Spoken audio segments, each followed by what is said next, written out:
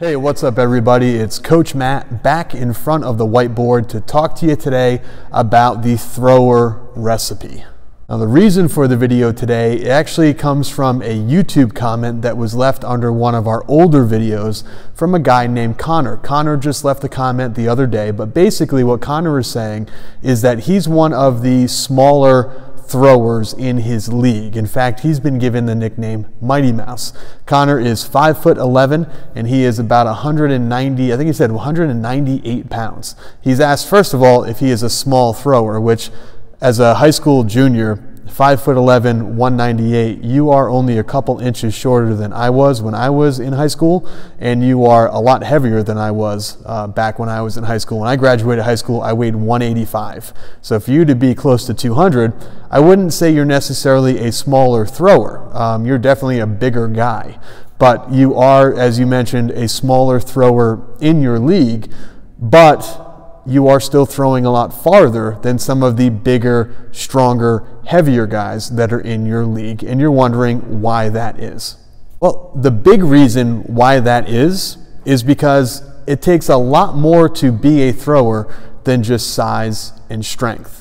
Now, those are some very important ingredients to the thrower recipe that we're going to go through right now. Now, I'm sure as you're looking at this, you might think of one or two that I may have missed. I just sort of went to the whiteboard and just started writing things down. Okay, off the top of my head, we have things like height, weight, strength, speed, balance, coordination. Oh, I wrote balance again, right off the top of my head. Balance again, leverages, power, agility, the thrower's athletic background, the thrower's sort of work background, intensity, the ability to make corrections in the circle, sort of your thrower IQ, if you want to call it that, your ability to actually show up and compete the day of practice. The day of a meet. Some people, the day of a meet, they show up and they are ready to go and they are super intense and they are super just ready to compete and ready to do their best. Others kind of melt into a puddle and never do well the day of a contest. And then finally, the most important is going to be your technique and form. So, Connor, aka Mighty Mouse, why do you throw farther than some of the other throwers in your league that are a lot bigger and a lot stronger seemingly than you are? Well, dude, more than likely you possess more ingredients in certain categories. So we know, like right now, you said that you're not as tall as some of the other throwers, you're not as heavy as some of the other throwers, and you're not as strong as some of the other throwers. Just by looking at these guys, they're a lot bigger than you are, but you're throwing a lot farther than they are. So what do you, this is killing me. Okay. What do you have that those other guys probably don't? Well, 5'11", 198, throwing, you said 47 feet, I believe, and about 140 feet in the discus. You probably have pretty good speed.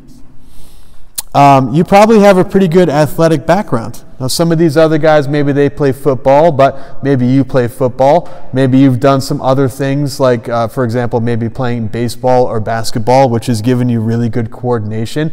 You know, just the ability just to from a young age to throw something in your sport is going to help to throw something in the world of track and field.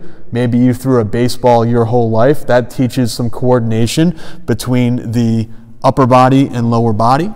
Jumping in basketball teaches you coordination between the lower body and the upper body. Maybe you did other sports growing up. Maybe you have a good work background. You know, you didn't say where you're from, but maybe you grew up doing a lot of labor.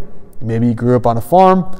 Maybe mom or dad owned some type of business that you would help out in that it involved a lot of, you know, manual labor, a lot of hard work. So maybe you have that. Maybe these guys don't show up. Maybe they stink it the day of a meet and you show up and you do really well. I was always that kind of kid where I would do better in meets than I did at practice. The adrenaline would start pumping. I would show up. Maybe your technique and form is better. That might be the thing. Okay, so there's a lot of things that go into making a thrower. There are a lot of ingredients that go into making a thrower. If all you had was height, weight, and strength, then, you know, all of the best throwers in the world would be like world's strongest men competitors, and they're not. The best throwers in the world are very strong, but they're not the strongest people in the world. They are tall, but they're not the tallest people in the world. They are heavy, but they're not the heaviest people in the world. They have great coordination, but they're not the most coordinated people in the world. They've got a lot of power, but they're not the most powerful people in the world. They've got great agility, but they're not the most agile people in the world. What makes a good thrower is a mix of a lot of different things. And this is why I always talk to people when it comes to training, you have to train your weaknesses, okay? If you are really, really, really strong in high school, but you're not fast, you have to train speed. If you're really, really fast, but you're not strong, you have to train strength.